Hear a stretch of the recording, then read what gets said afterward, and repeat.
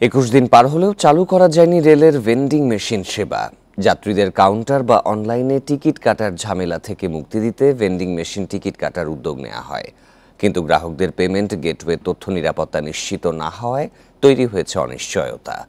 তবে রেলওয়ে কর্তৃপক্ষের দাবি, শিগগিরই ভেন্ডিং মেশিন সেবা পাবেন যাত্রীরা। দেশের 1 নম্বর গ্লুকোজ ব্র্যান্ড গ্লুকোম্যাক্সটি একই এনার্জিতে এলো নতুন প্যাকে। হঠাৎ দেখলে মনে হবে এটি কোনো চিত্রকর্ম, কিন্তু না, আদতে এটি কমলাপুর রেলওয়ে স্টেশনে চালুর অপেক্ষায় থাকার railway ticket vending machine TVM.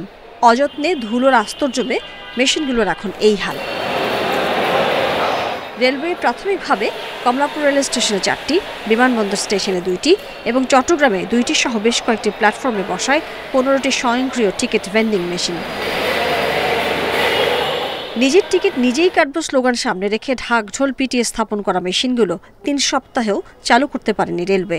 টিকিটের দাম মেটানোর সময় টিভিএম এর পর্দায় ব্যাংকের গোপন তথ্য উন্মুক্ত হওয়া, টিকিট প্রতি দিতে হয় 20 টাকা মাসুল, তার উপর নগদ টাকায় টিকিট কেনার সুযোগ না থাকায় চ্যালেঞ্জের মুখে টিভিএম সেবা। এখানে দেখলাম যে মেশিন আছে, কিন্তু মেশিনের কোনো কার্যকারিতা নাই, কোনায় পড়ে আছে। এটা যদি পাবলিক জানতো, এটা সম্বন্ধে কোনো অ্যাড থাকতো কিংবা কারো নলেজে থাকতো। 22 এপ্রিল স্থাপন করা টিভিএম এর কোনোটিই চালু না হলেও রেলওয়ে কর্তৃপক্ষের দাবি, শিগগিরই সব মেশিনে সেবা পাবেন যাত্রীরা। বাংলাদেশের অনেকগুলো স্টেশনে এগুলো বসবে ভেন্ডিং মেশিন। কিছুদিনের মধ্যেই মাননীয় রেলপথ মন্ত্রী মহোদয় ওইগুলো উদ্বোধন করবেন বলে আশা রাখছি, এবং ওই উদ্বোধনের পর থেকে এটা কার্যক্রম শুরু হবে।